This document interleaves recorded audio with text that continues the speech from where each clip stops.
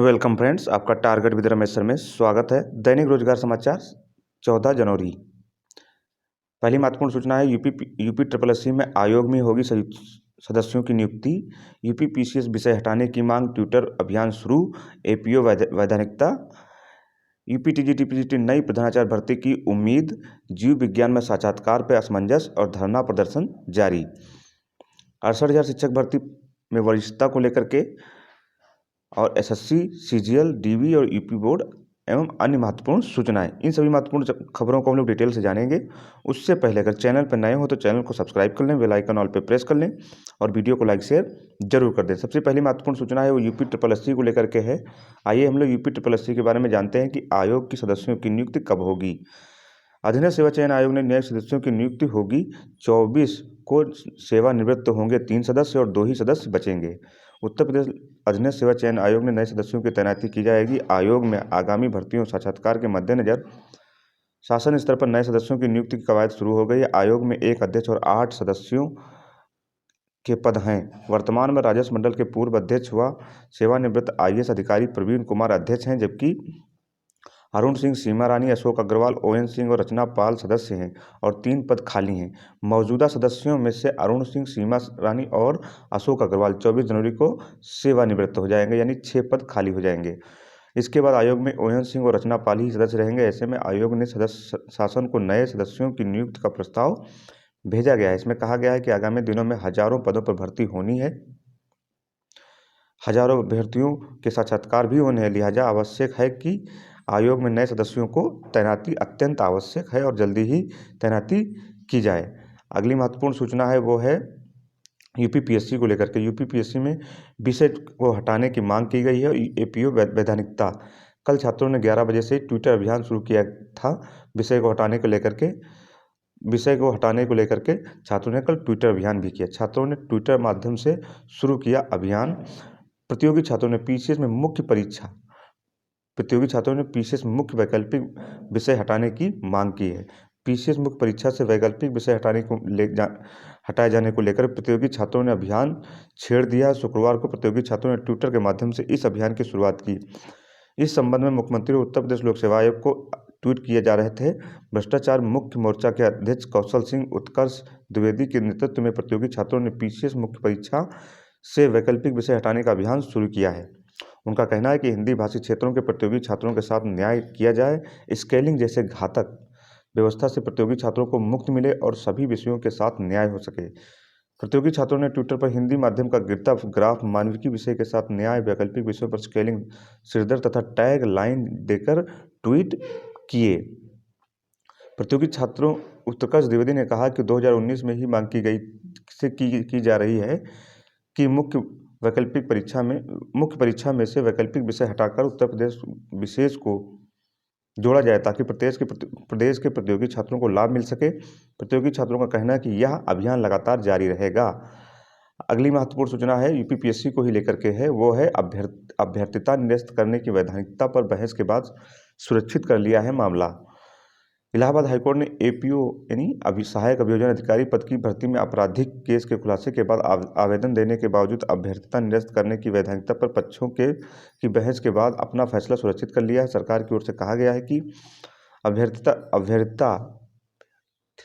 अभ्यर्थिता निरस्त होने के दूसरे दिन बरी करने का आदेश हुआ तब, किंतु याची सम्मानजनक ढंग से बरी नहीं हुआ है, जबकि याची का कहना है कि उसने अपराध का खुलासा किया और बरी भी हो गया। चयनित होने के बाद उसकी अभ्यर्थिता निरस्त करना गलत है। यह आदेश न्यायमूर्ति एसपी केसरवानी और न्यायमूर्ति एमएएच इदरीसी की खंडपीठ में भू विज्ञान मंत्रालय, भारत सरकार के मेट्रोलॉजी के महानिदेशक कार्यालय में अपर डिविजनल क्लर्क ललित कुमार की विशेष अपील पर दिया गया। अगली महत्वपूर्ण सूचना है वो है यूपी टीजीटी पीजीटी को लेकर के। यूपी टीजीटी पीजीटी में नई प्रधानाचार्य भर्ती की उम्मीद है। जीव विज्ञान साक्षात्कार पर असमंजस भी है और धरना प्रदर्शन अनवरत 10वें दिन भी जारी है। प्रधानाचार्य के पदों पर भर्ती की उम्मीद बढ़ी है। बोर्ड कर रहा है प्रधानाचार्य के अधियाजित पदों का सत्यापन और बोर्ड के सचिव डीआईएस को दिया है निर्देश। उत्तर प्रदेश माध्यमिक शिक्षा सेवा चयन बोर्ड द्वारा प्रधानाचार्य और प्रधानाध्यापक के रिक्त पदों पर सत्यापन कराने से जल्द ही नई भर्ती का विज्ञापन जारी होने की उम्मीद बढ़ गई है। इस संबंध में बोर्ड सचिव ने सभी जिला विद्यालय निरीक्षकों को पत्र भेजकर पूर्व में अधियाचित पदों का सत्यापन कराने के निर्देश जारी किए हैं। 16 जनवरी तक सभी अधियाचित पदों का सत्यापन पोर्टल पर ऑनलाइन अपलोड करने को कहा गया है। चयन बोर्ड सचिव नवल किशोर ने डीआईओ से कहा है कि एडेड माध्यमिक विद्यालयों में प्रधानाचार्य के रिक्त पदों पर 2019-20 और 21-22 के अध्याचन किया गया था। इस अध्याचन को लिए काफ़ी समय बीत चुका है, इसलिए सत्यापन आवश्यक है ताकि चयन के बाद नियुक्ति के समय किसी तरह का कोई विवाद सामने न आए। ऑनलाइन सत्यापन के लिए अधियाचन पोर्टल 16 जनवरी तक खुला रहेगा। सत्यापन बिंदुओं पर होना है, जैसे कोई संस्था अल्पसंख्यक तो नहीं हो गई है, किसी संस्था के प्रति पूर्व विज्ञापन चयन तो नहीं हो गया है, और संस्था का पद स्थानांतरण से भर तो नहीं गया है, अथवा स्थानांतरण शासन से प्रस्तावित तो नहीं आदि।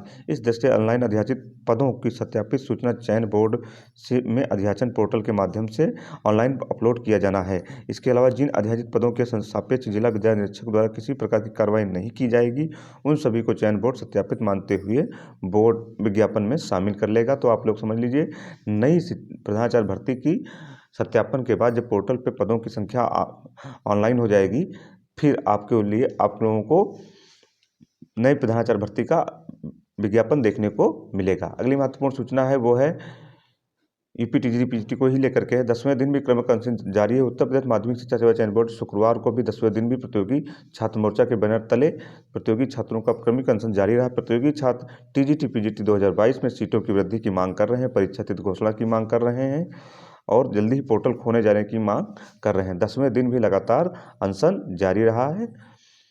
प्रतियोगी अगली महत्वपूर्ण सूचना यूपी टीजीटी पीजीटी को ही लेकर के है। उत्तर प्रदेश माध्यमिक शिक्षा सेवा चयन बोर्ड में ही वर्तमान में नहीं है कोई भी सदस्य। 12 साल बाद तो परिणाम जारी हुआ बायोलॉजी का, और अभी साक्षात्कार पे भी असमंजस्य है। UP TGT PGT Uttar Pradesh माध्यमिक शिक्षा सेवा चयन बोर्ड ने भले ही 12 साल बाद टीजीटी यानी जीव विज्ञान विषय की लिखित परीक्षा का परिणाम घोषित कर दिया है, लेकिन साक्षात्कार को लेकर अभी भी असमंजस की स्थिति बनी हुई है, क्योंकि वर्तमान में चयन बोर्ड में कोई सदस्य है नहीं और चयन बोर्ड में 8 जनवरी को परिणाम घोषित किया था और बताया कि साक्षात्कार की तिथि बाद में घोषित होगी। अभ्यर्थी असमंजस में है कि बिना सदस्य के साक्षात्कार कैसे हो। अब चयन बोर्ड की नज़र कोर्ट में चल रही सुनवाई पर है। चयन बोर्ड 2011 में विभिन्न विषयों से प्रशिक्षित स्नातक पद पर भर्ती का विज्ञापन निकाला था। अन्य विषयों की भर्ती प्रक्रिया तो पूरी कर ली, लेकिन जीव विज्ञान विषय के 83 पदों की लिखित परीक्षा का परिणाम जारी नहीं किया। कुछ अभ्यर्थी कोर्ट चले गए। चयन बोर्ड ने मामले में सदस्यों की गठित समिति की रिपोर्ट पर OR शीट की कार्बन कॉपी से मिलान कर परिणाम तैयार करने का निर्णय लिया। आखिरकार कोर्ट के आदेश पर 8 जनवरी को लिखित परीक्षा का परिणाम जारी कर दिया गया। 83 पदों के सापेक्ष 164 अभ्यर्थी साक्षात्कार के लिए सफल घोषित किए गए। अब अभ्यर्थी असमंजस में है कि जब चयन बोर्ड में सदस्य हैं ही नहीं तो साक्षात्कार कैसे होगा। ऐसे में अब चयन बोर्ड अभ्यर्थियों की नज़र कोर्ट में सुनवाई पर टिकी हुई है। अगली महत्वपूर्ण सूचना है वो 68,500 को लेकर के है। नियुक्ति के आधार पर वरिष्ठता सूची तैयार की जाए करने का आदेश दिया गया है। 68,500 सहायक शिक्षक भर्ती मामले में नियुक्ति के आधार पर वरिष्ठता सूची तैयार करने का आदेश दिया है। साथ ही कोर्ट ने बेसिक शिक्षा सचिव के 25 जून 2022 के आदेश को रद्द कर दिया है, जिसमें नए स्थान पर तैनाती के अनुसार वरिष्ठता सूची जारी करने को कहा गया था। यह आदेश आशुतोष श्रीवास्तव ने दिनेश सिंह सहित 41 याचिकाओं को एक साथ निस्तारित करते हुए दिया है। इन सभी याचिकाओं में बेसिक शिक्षा सचिव के 25 जून को आदेश को चुनौती दी गई थी।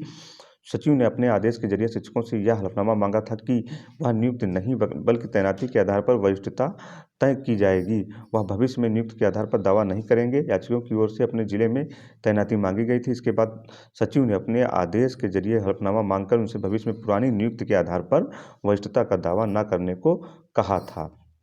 68,500 सहायक शिक्षक भर्ती में हाईकोर्ट की पहल है। यह अच्छी पहल है कि जो नियुक्ति है उसके आधार पर आप वरिष्ठता की सूची तैयार करें। अगली महत्वपूर्ण सूचना है एसएससी को लेकर के है।